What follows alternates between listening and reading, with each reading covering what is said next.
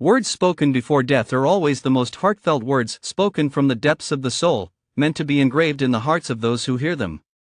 Our Lord Jesus Christ, at the Last Supper, before his passion and death, also left us such deeply moving words. Again and again, he emphasized one command above all others: love one another in unity. He urged unity in love with earnest, almost testament-like words. He gave an example of unity in love by washing the disciples' feet and by instituting the Holy Eucharist. He prayed for unity in love with a most heartfelt prayer, that they may all be one, as you, Father, are in me and I in you. Today, on the occasion of our National Day, I would like to reflect briefly with you on unity in love, for this is something essential to the independence of our homeland and to the happiness of all of us. Dear brothers and sisters, unity in love is a necessary element and a beautiful ideal. Accepting this truth is not difficult. The real difficulty lies in putting it into practice. To better understand this, we need to examine unity in love from several perspectives. First, the legal dimension. Unity in love requires law. Although unity in love is a matter of the heart, it must first be grounded in reason. There must be sound and compelling reasons that bind people together for the common good.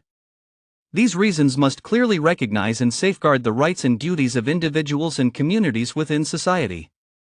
To make this possible, just and wise laws are necessary, and they must be applied fairly and with sensitivity.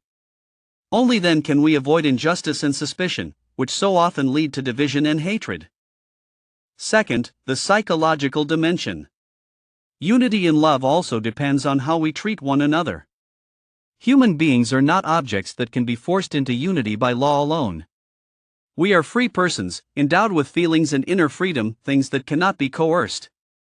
If they are forced, the result is only external and superficial. To achieve genuine interior unity, the way we relate to one another is crucial.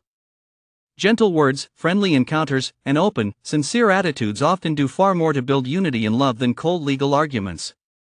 Third, the moral dimension. Unity in love requires virtue. Experience shows us that one of the greatest obstacles to unity is pride and selfishness. If we want others to love and unite with us, while we ourselves refuse to love and unite with them, the outcome is often tragic. Love means giving forgiveness, patience, respect, support, and understanding. Such self-giving is possible only for those who are virtuous, humble, and generous. Fourth, the religious dimension. Unity in love is greatly strengthened by faith in God and by prayer. When I believe that all people are children of the same Heavenly Father, and that serving others is serving Christ present in them, I am naturally moved more deeply to build and purify my love. When I pray and offer sacrifices for others, trusting that God will grant them graces, both spiritual and material, that I myself cannot give, my faith encourages me to love them more. At the same time, God truly makes my love more generous and effective.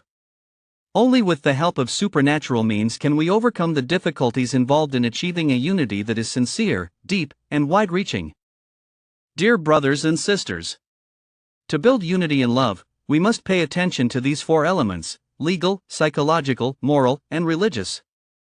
Let us use them to build unity in love within ourselves and within others. Love is something that must be expressed more through the heart and through sacrifice than through words. Unity is something that must be built through concrete actions that inspire trust, rather than through empty promises. In today's Holy Mass, let us ask Jesus to grant us hearts capable of sacrifice and lives of self-denial, so that we may love and live in unity with sincerity and generosity, thereby contributing to the happiness of our beloved people and to a peace that is stable, joyful, and present in every heart. Amen.